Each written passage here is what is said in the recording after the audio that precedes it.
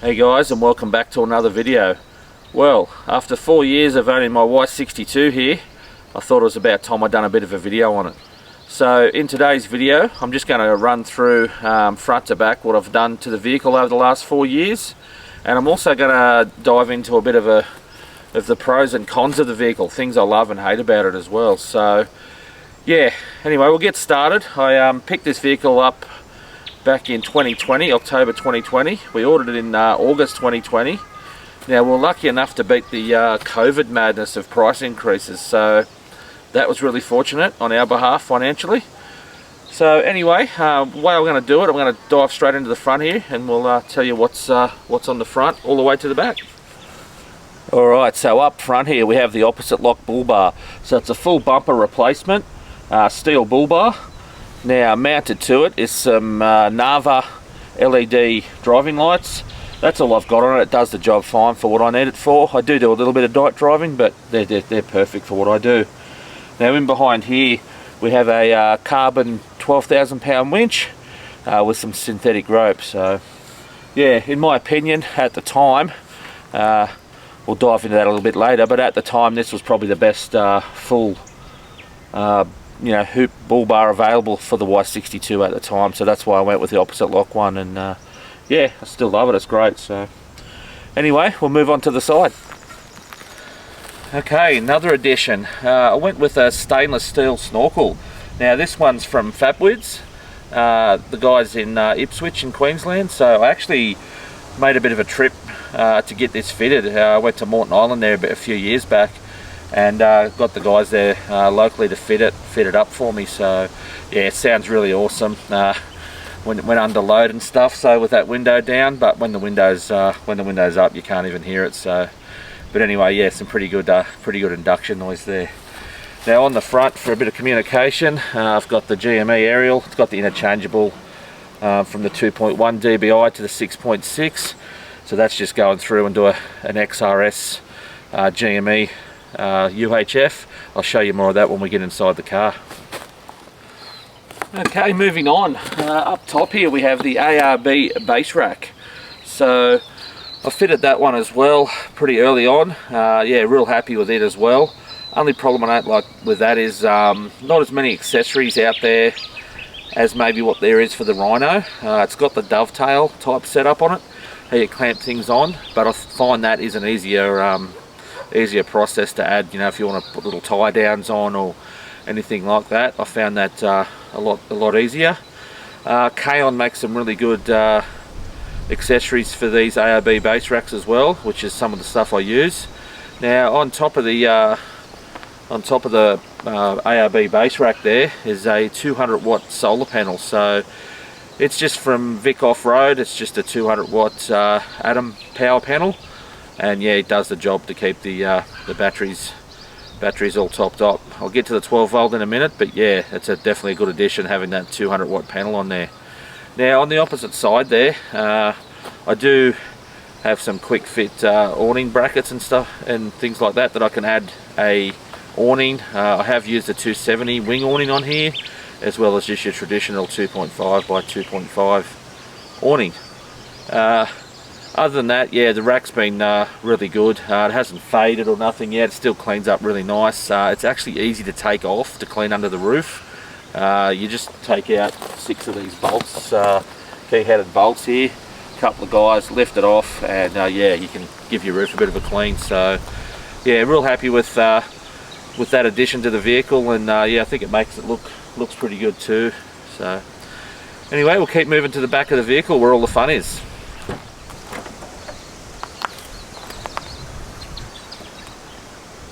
Okay, to the back of the vehicle.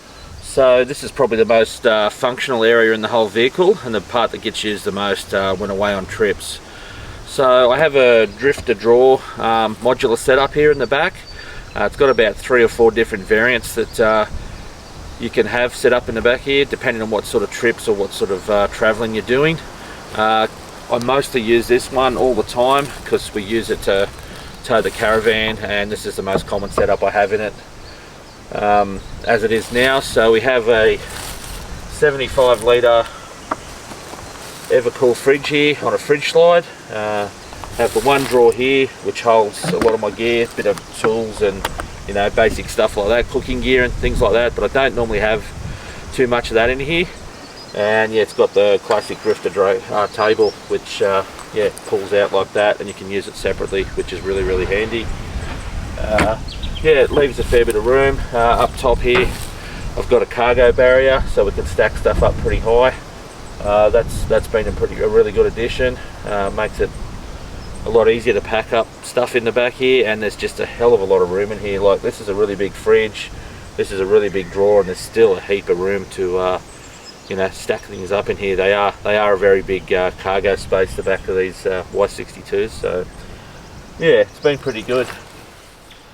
Okay, to monitor the batteries and stuff in the back here, I just have a hardcore shunt, which just tells me a rough idea what's happening with the batteries, input, output, volts, all that sort of stuff, and amps, what's left in the batteries. So just below it here is a 2000 watt inverter.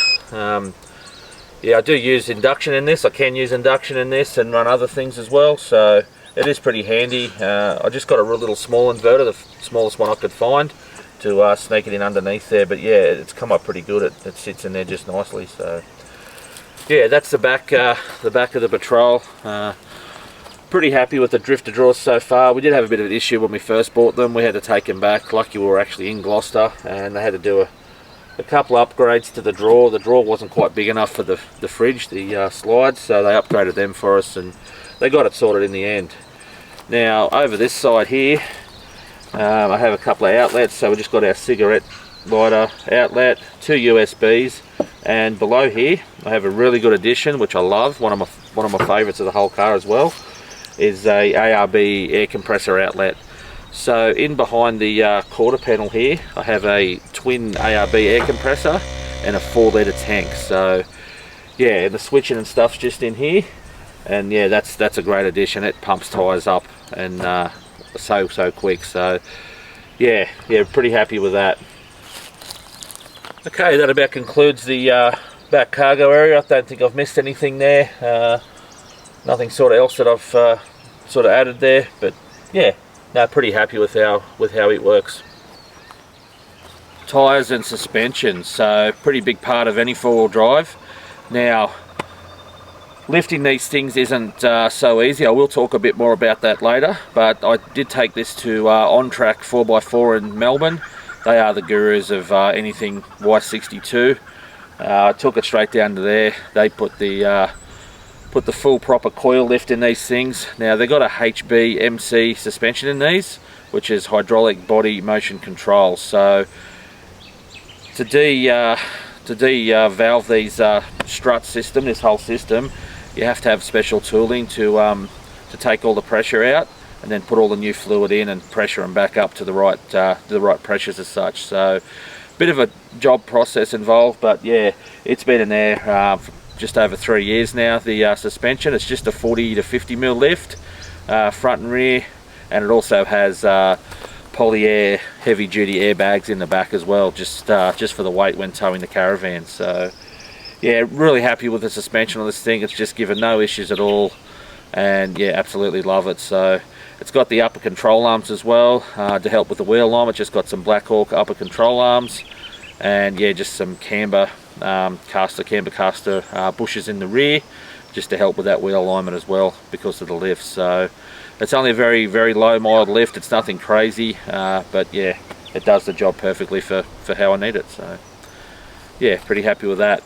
Now tyres and rims. So I'm just running ROH Vapors all round on this thing, and I'm also running, they're a 18-inch rim, and the tyres wrapped around it currently some Kumo AT52s, and they're in a 275/70/18.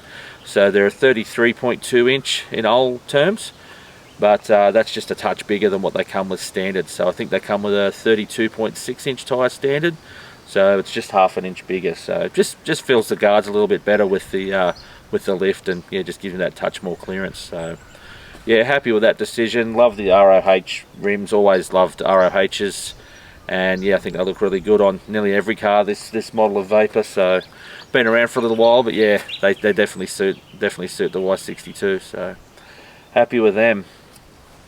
Okay, for some protection of the vehicle other than the bull bar, I put some nice little tidy rock slider steps in on here. Now I got the guys Jason down there at U-Butte Manufacturing to make these up for me. He's in Bathurst, so he wasn't too far away. There was others out there on the market, but I know this guy, I know his work, and a couple of mates actually have his sliders on their vehicles, and yeah, I just loved his work. And yeah, he's put together a really nice little step slider there for me. So it's got a little bit of an angle. I think it's a 25-degree angle there just on them, but yeah, these things are absolutely solid as. I have put them to the test a little bit, even though this isn't my main four-wheel drive vehicle, but yeah, I have used them a little bit and they have come in a little bit handy. They're fine to step on. Once you open the door, there's still enough room to put your foot on there, so the family has no issues getting in the car. So yeah, they've come up really good, and yeah, happy with that little addition as well. Now under the vehicle as well, I also have some custom off-road bash plates. So they're from Simon up there in Queensland. They were really great, actually easy fit. I'm lucky to have access to a hoist, so that made it a lot easier than just fit them on the ground. But yeah, they seem pretty tough. I have hit the bottom of them a couple of times, and yeah, there's no even marks on them. So I got them in black, so they look sort of factory and you can't sort of notice them. But other than that, yeah, really good addition, and definitely a must if you own a Y62 in my opinion, as there is a lot of vulnerable parts under there that can bring you unstuck. So definitely a must if you're going to use these vehicles even slightly off-road. I reckon you should definitely put bash plates on them. So yeah, pretty happy with how they've fitted and how they've turned out. Alright, moving on to the 12 volt setup in the Y62 Patrol.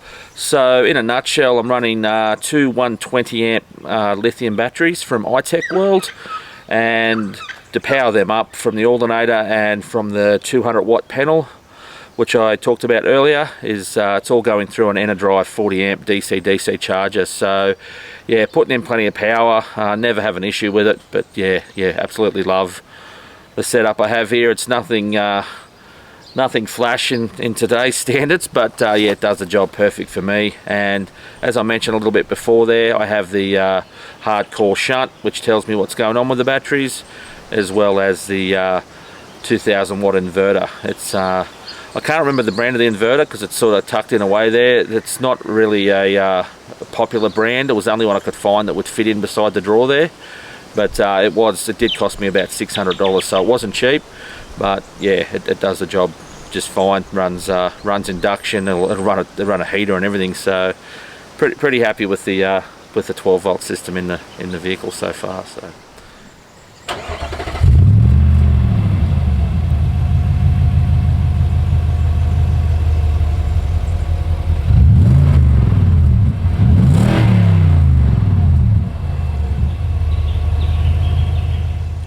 Okay, exhaust system. So I think it was the first thing I had to put on the vehicle when I bought it. A V8. We had to get it to sound good. So yeah, these things sound awesome with an exhaust on it. So I just went a catback 3-inch exhaust from Torque It. Yeah, it's been a good sounding exhaust over time, and as the vehicle's got older, it sounds even better, I reckon. So with that 5-inch snorkel and induction noise, yeah, it sounds really good.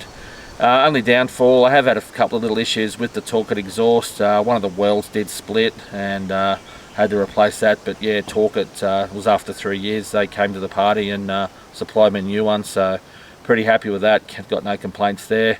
Just wasn't great fitting either as far as it fitted up. I think the Series 5 was just a touch different to the previous Series 4s. I think they've rectified that issue now, but yeah, other than that, it's been pretty good exhaust.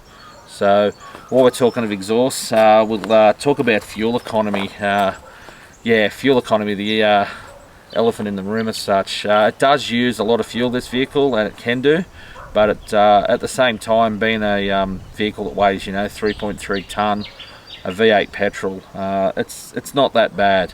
So on its own, just me driving it, just say doing a camping trip with just me and Dad, or just me with my gear, roof rack on and on, It does about 14 litres 100, sort of, you know, 14 to 15, depending on where you're driving.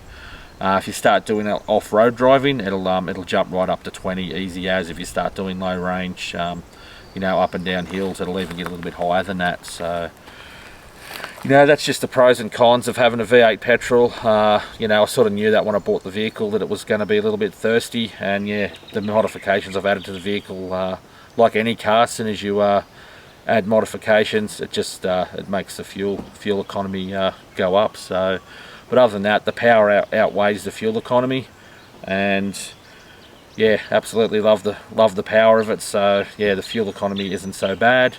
Towing our little expander van, I know it's only a little 13-foot off-road. It's about a tonne and a half. It sits fairly high too, so it's only a pop top, but you know, it does sit pretty high for a little pop top.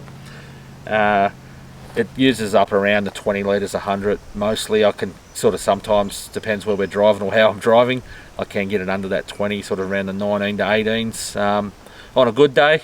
But in hilly country, when we're in Tasmania, actually, it got up around the 22 in spots. So, but you know, power to burn up the hills, so that didn't really phase me too much. You're sort of not, you know, you're not bloody back down to 30 and 40 k's going up hills. It just powers up the hills quite effortlessly. So yeah, that's it for fuel economy and the exhaust. All right, moving on to interior. Yeah, not too much happening inside the Patrol. I've just got the GME XRS Connect UHF, which I talked about earlier, which is connected to the GME aerial, which is interchangeable between the 2.1 and 6.6 dBi aerials.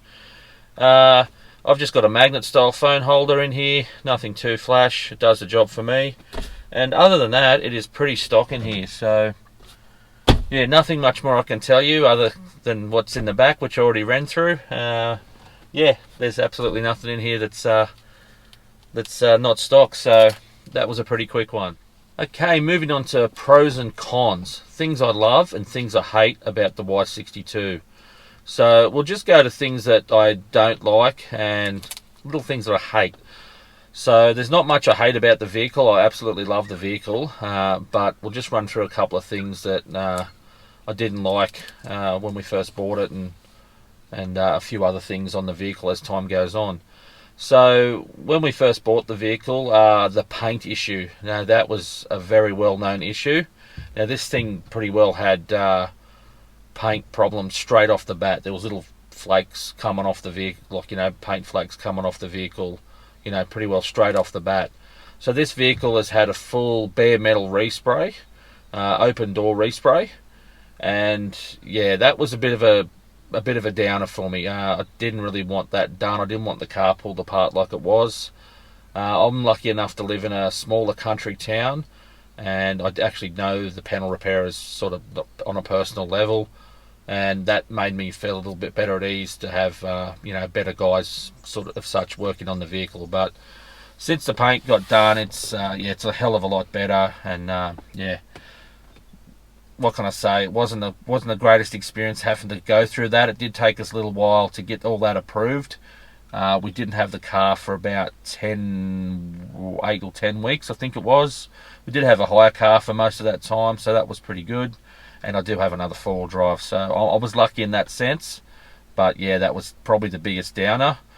Now, moving on to other things I sort of had issues with as well, was back in 2020, there wasn't as many aftermarket parts available or people that could specialise in these vehicles at the time, close as such. So I'm in Orange, New South Wales, and yeah, I went to Melbourne to get the suspension done. I made a bit of a trip around it to do that, but still I went to Melbourne to get the suspension done, as no one locally, or even Sydney at the time, was doing the HB-MC suspension lift, so proper coil lift. So that was a bit of a downer, but it just was what it was. So we got that done, but yeah, that was definitely a bit of a downer. Now, other things I do and don't like about this is the interior. It's very outdated. It's probably the biggest sore point of any Y62. there is a hell of a lot of upgrades out there now with certain dashes and instrument clusters that you can get. But as much as it is outdated and you know, the wood grain does look a bit tacky, it doesn't faze me. It's functionable. I'm a little bit old school, so it's all the buttons are very reachable.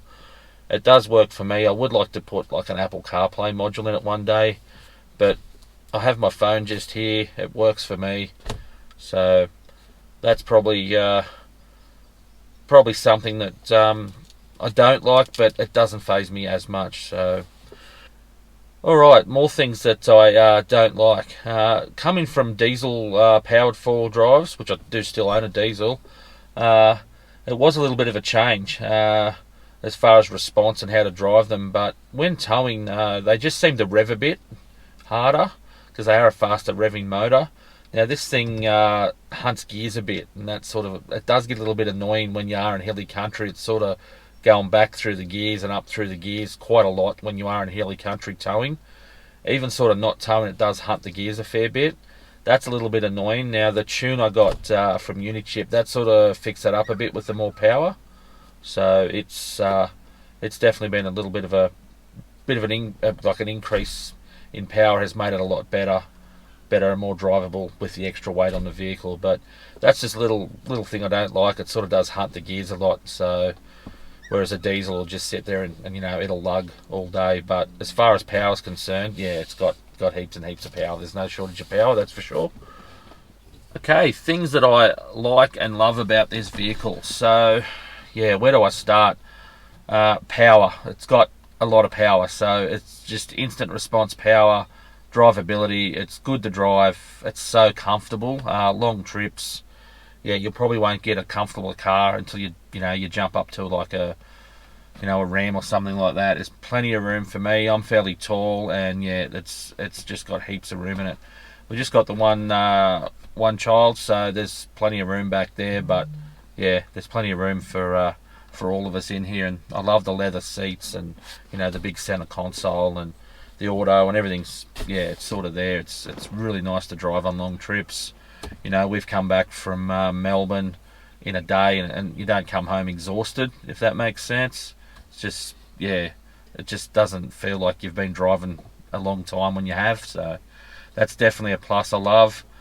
Off-road ability, that's another thing I love with it. Not that I bought the vehicle to off-road as much, but like most people, I can't help myself. I do use it from time to time, probably where I shouldn't be, but it's actually surprised me how well these things go for a big car off-road.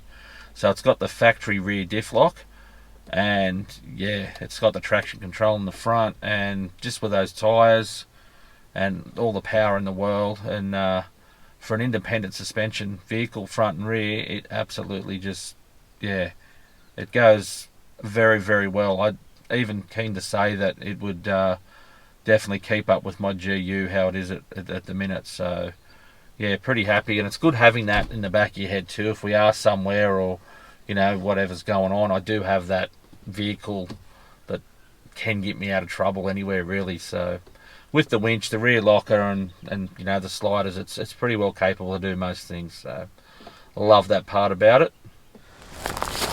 Okay guys, that's about a wrap for my 2020 Y62 Patrol. I hope you enjoyed that little video I've done on it. You might get something out of it if you're looking at buying one. Would I recommend one? Yes, very good cars. Do they use a lot of fuel? Yes, they do. Do they have a lot of power? Yes, they do. So anyway, we'll wrap that one up there, and as always, we'll see you in the next video, guys. Cheers.